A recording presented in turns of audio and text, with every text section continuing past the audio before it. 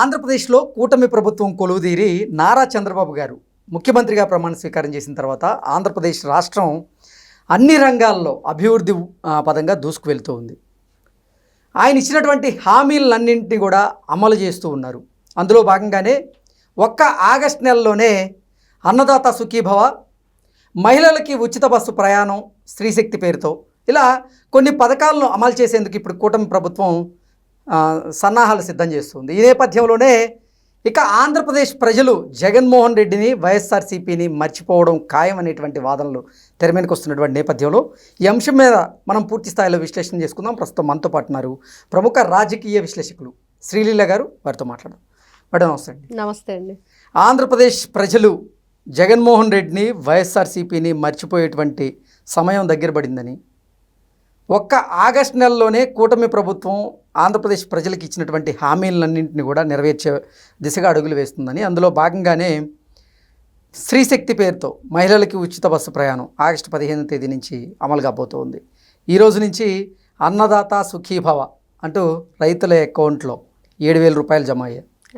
ఇలా చేసుకుంటూ పోతే కూటమి ప్రభుత్వం రానున్న రోజుల్లో ఖచ్చితంగా జగన్మోహన్ రెడ్డిని, వైఎస్ఆర్ కాంగ్రెస్ పార్టీని ఆంధ్రప్రదేశ్ ప్రజలు విస్మరించడం ఖాయం అనేటువంటి వాదనలు తెరమీదకి వస్తున్నాయి. దీని మీద మీ విశ్లేషణ ఏంటండి?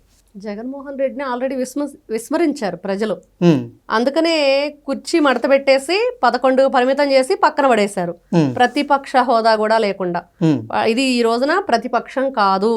ఇంకా 11 ఎమ్మెల్యే పులివెందుల పులి, మచ్చలున్న పులి, అవినీతి మచ్చలున్న పులి గురించి చెప్పుకోవాలంటే ప్రజలు మర్చిపోయారు. కాబట్టే వాళ్ళ నుండి వీళ్ళు కనుమరుగైపోతున్నారనే భయంతోనే ఇట్లాంటి పిచ్చి పిచ్చి పరామర్శలన్నీ పెట్టుకుంటూ లేని జనాన్ని కూడా రప్పించుకునే ప్రయత్నంతో డబ్బులతోటి, మందుతోటి, బిర్యానీ ప్యాకెట్లతోటి ఎరవేసి వాళ్ళని ఏ విధంగా కారు కింద తొక్కేయటం కానివ్వండి, అడ్డొచ్చిన వాళ్ళని లేపేయటం కానివ్వండి, రఫా అని కానీ ఇవన్నీ వింటూ ఉన్నాం. కానీ ఈ రోజున ముఖ్యంగా మీరు అంటున్నట్లుగా ఒకే నెలలో అన్నదాత సుఖీభవ అంటే ఈ సంవత్సరం రైతన్నకి 2 సార్లు ఏరువాక పౌర్ణమి వచ్చింది. అదే విధంగా అంటే ఒకటి మొన్న జ్యేష్ఠ పౌర్ణమి, ఈ రోజున చంద్రబాబు నాయుడు గారు స్వయంగా ప్రకాశం జిల్లా దర్శిలో మరి ఆయన చేతుల మీదుగానే రైతన్నకి అన్నదాత సుఖీభవ అని ఎంత గొప్పగా, అంటే రైతుకి పంట పండించి ఆ పంట ఇంటికి వచ్చినప్పుడు ఆనందం. కానీ ఈ రోజున రాష్ట్ర వ్యాప్తంగా మనం చూసుకుంటే ఈ నారుమళ్ళు పోసుకునే టైం ఇది రైతులకి. ఆ టైంలో దానికి విత్తనాలు కొనాలంటే ఖచ్చితంగా డబ్బులు కావాలి. ఆ కరెక్ట్ టయానికి మొన్న కూడా చూసామండి, ఇక్కడ కూటమి ప్రభుత్వం సంక్షేమ పథకాలు ఇస్తుందా అంటే ఆ ఇచ్చే టైం కూడా కరెక్ట్ రైట్ టైం అంటారు చూడండి, రైట్ టైం రైట్ ప్లేస్ అన్నట్లుగా అట్లాంటి రైట్ టైంలో ఇస్తుంది. ఎలా అంటే మొన్న ఏదైతే తల్లికి వందనం ఇచ్చారో అది కూడా పిల్లలు స్కూల్స్కి వెళ్ళే టైం, వాళ్ళ కరెక్ట్గా అన్నీ కూడా అప్పుడే అవసరం డబ్బులు. అప్పుడు కరెక్ట్ టయానికి ఆ అమౌంట్ వెళ్ళింది. ఇప్పుడు చూస్తే రైతు ఎప్పుడైతే ఈ విత్తనాలు కానివ్వండి, ఈ ఎరువులు కొనుగోలు చేసే టైంలోనే, దుక్కి దున్నే టైంలో కరెక్ట్గా మంచి టైంకి ఇచ్చిందనేది ఇక్కడ కనిపిస్తుంది. ఇక్కడ ఇంకో విషయం ఏంటంటే స్త్రీ శక్తి పేరుతోటి ఉచిత బస్సు ప్రయాణం ఇంకా మహిళలకి పండగే. అంటే ఆగస్టు 15 స్వతంత్రం మామూలుగా చేసుకుంటాము, మహిళలకి ఆర్థిక స్వాతంత్రం లాంటిది కానివ్వండి, ఇట్లా మనం ఎన్నో రకాలుగా చెప్పుకోవచ్చు. అంటే శ్రీలీల గారు, అంటే ఇప్పటి వరకు చాలా మంది కూడా మహిళలకి ఉచిత బస్సు ప్రయాణం కేవలం జిల్లా వ్యాప్తంగానే ఉండేది అనుకున్నారు. కానీ రాష్ట్ర వ్యాప్తంగా కూడా మహిళలు ఎక్కడి నుంచి ఎక్కడికైనా సరే ప్రయాణం చేయొచ్చని ఒక క్లారిటీ, స్పష్టత అయితే ఇచ్చారు. ఆ తర్వాత నిజంగా మహిళలు హర్షాతిరేకాలు వ్యక్తం చేస్తూ ఉన్నారు. దీన్ని ఎలా చూడాలి? చాలా హ్యాపీ అండి, అందరికీ హ్యాపీగా. ఈ రోజున అందరం కూడా ఆల్మోస్ట్ అందరూ మధ్యతరగతి వాళ్ళు ఎక్కువగా ఉంటారు. ఇదివరకు భర్త బయటికి వెళ్ళి సంపాదిస్తే ఇంట్లో పిల్లల గురించి కానీ ఇవన్నీ కూడా భారీ, కానీ ఇప్పుడు ఇద్దరు కూడా కుటుంబ పోషణ గురించి ఆలోచించవలసిన పరిస్థితి, భర్తతో పాటు భార్య కూడా బయటకు వెళ్ళి సంపాదించవలసిన అవసరాలు ఇప్పుడు ఏర్పడ్డాయి.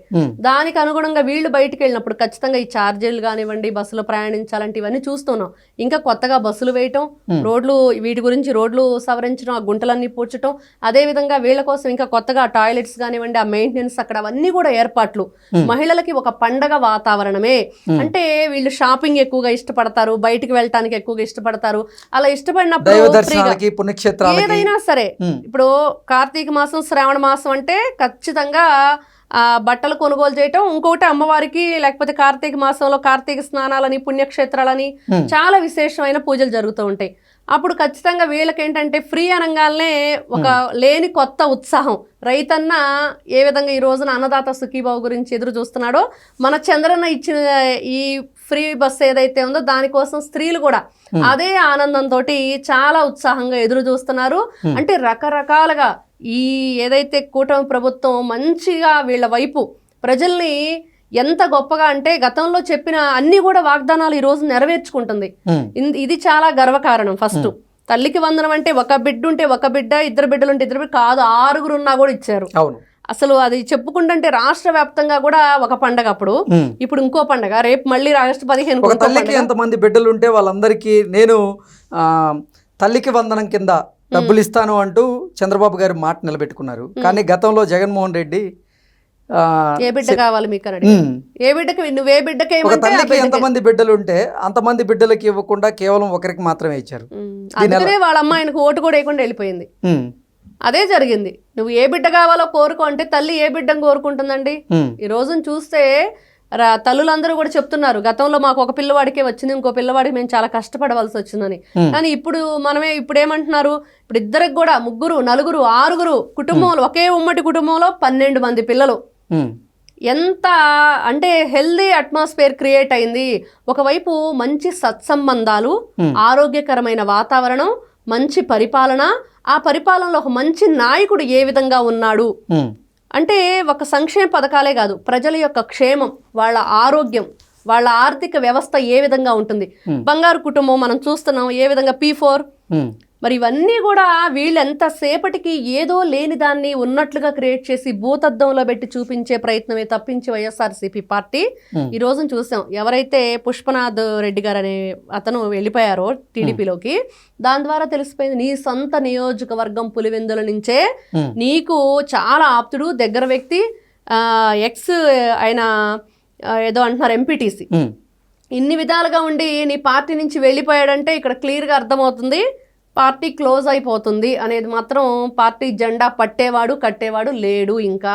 సో పులివెందుల్లో జరగబోతున్నటువంటి ఈ ఉప ఎన్నికల్లో అంటే ఈ జెడ్పీటీసీ ఎన్నికల్లో కూడా ఖచ్చితంగా వైఎస్ఆర్సీపీ ఓడిపోవడం తెలుగుదేశం పార్టీ వచ్చేస్తుంది, ఎటువంటి సందేహం లేదు.